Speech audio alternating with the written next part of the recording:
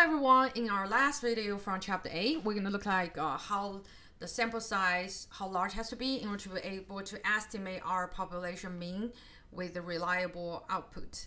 So I wanted to calling this out, why this is important. And actually before, I usually skip this part of the teaching because I thought usually we just use the rule of thumb 30, right?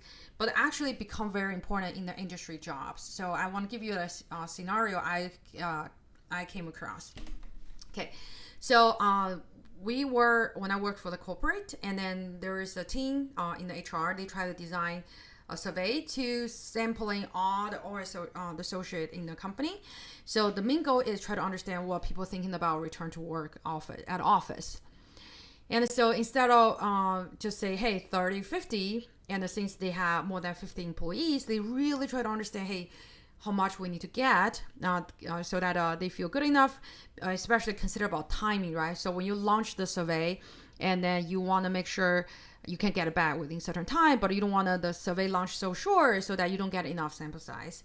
So then they reach out to our team and especially ask me, hey, Jinze, do you know what is the minimum sample size we need to collect in order to estimate our mean? Yes, that's a good question, right? So the answer is not 30 or 50 or 100, given we have 50,000 employees. So the right answer is what I'm showing you here. Okay, so this actually will become very handy formula you need to know when you go to the real world. Try to run a survey, try to understand, hey, what is the sample size I need to have in order to get a reliable estimate of my population mean. So the required sample size, N, is equal to Z statistic times the population standard deviation divided by the E, which is allowable margin of error. And then after you get that, and then power by 2. Okay, power by 2. I think during that conversation, I think the big debate is since we have 50,000 employees, shall we have a very large sample size, or we just use the rule of thumb 30 or 50. So when they're consulting with me, and I was asking them about one thing I was emphasizing is, hey, although we have 50,000 employee, doesn't mean we need a huge sample size. Sometimes the huge sample size might not end up the result you're looking for. So if you're looking for what is the perfect amount of samples to give you the most the accurate enough of the estimate for your sample mean. So let's think about this way. First, I was asking them, hey, so let's see you are looking for because they are creating a scale from 0 to 100 and to see how likely you are wanting back to the office, right? So they ask people to estimate that.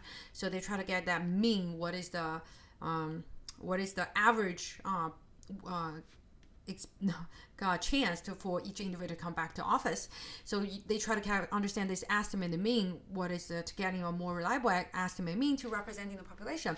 So I said, okay, so this is the for everybody, they'll give you that number is, hey, 0 to 100, and to see what likelihood they want to come back to office. And then if that's the case, so in order to understand the average people's, what is the likelihood coming back? So what is your tolerable marginal error? So basically, I was asking for the value for E. Okay, that marginal error has to be coming from your client or your team or your research. So this allow you to understand, hey, how wide I'm looking for my confidence interval, right? So how wide that mu the confidence I'm looking for. So they said, the marginal error we're looking for is about so since it's 0 to 100, so they are looking for 20. So between negative 20 to so within 20%, they are looking for that marginal error. And so, okay, so if that's the case, let's look at this formula. The value E should equal to 20. And so usually we are looking for 90% confidence interval, so instead of 90. So 95% is most commonly used. So therefore that Z statistic we did before is 1.96, correct? If you don't remember, look at previous video again. So 95% confidence Z statistic is 1.96. So we know E, we know Z. So the question is, they ask, hey, we can use this formula, definitely know what is the minimum sample size we need, the sample size we should collect to answer that, to getting a reliable estimate for mu. But how are we going to figure out value for sigma? So I know on your textbook we are introducing 4 different methods, but here I want to emphasize the most popular way to estimate the sigma in a practical way is just do a small preliminary sample and using the sample estimate S in place of sigma. So in one thing I want to emphasize in the industrial work, the time, you need to perfectly balancing about your time and your accuracy. I didn't say we're using a preliminary sample give you the perfect value for sigma, but it is the most effective way to get it.